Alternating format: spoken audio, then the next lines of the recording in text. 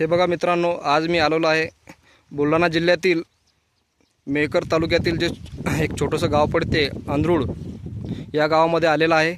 आणि हे जे शेतकरी जे आहेत यांचं नाव आहे अमोलजी वैद्य, यांच्या शेतामध्ये आलेलं आहे।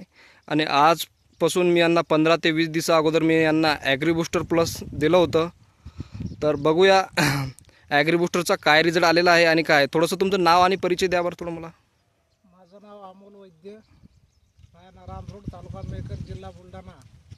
डोणगाव भाग 2 मध्ये शेतात माझं हे शेत आहे आणि हे हळदीचा प्लॉट आहे। तर बघा मित्रांनो, यांनी ॲग्रीबूस्टरचा वापर केलेला आहे। तर बघूया यांच्या हळदीचा काय प्रोग्रेस आहे आणि काय रिझल्ट मिळालेला आहे। तर दादा, एक झाड उपटून बघा बरं तुम्ही। अमोलजी, एक झाड उपटून बघा। हे बघा मित्रांनो, लाईव्ह आहे। अमोलजी वैद्य आहेत, यांनी एक झाड उपटत आहेत त्यांना। तर बघू शकता तुम्ही, हे बघा मित्रांनो, झाड जे आहे यांनी उपटलेलं आहे आणि या हळदीचा काय यांना रिझल्ट मिळालेला आहे ते बघूया आपण। तर दादा, तुम्ही एकदा ते झाडांची संख्या मोजा बरं एकदा तुम्ही। 1 2 3 4।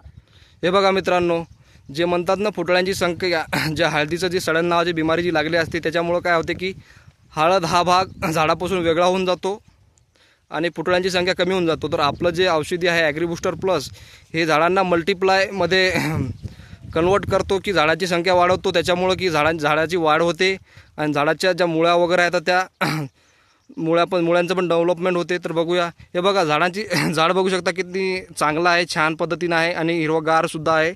तर बघू शकता तुम्ही। 3 महिने आणि किती महिने झाले दादा तुम्ही हळद लावून? 3 महिने झाले।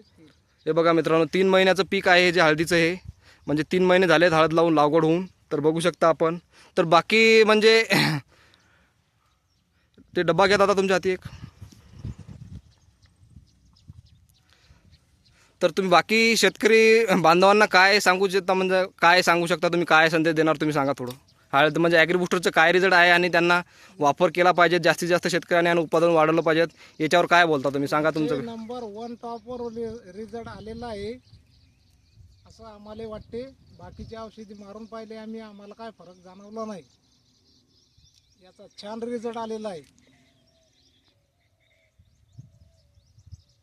तर मला एक सांगायचं आहे की शेतकरी बांधवांना की ॲग्रीबूस्टरचा रिझल्ट केला तर आपली जमीन चांगली राहते, याचा रिझल्ट बी चांगला आहे, हळद अशी हिरवीगार पडते आणि शेतकरी बांधवांना हे वापरावा अशी माझी इच्छा आहे।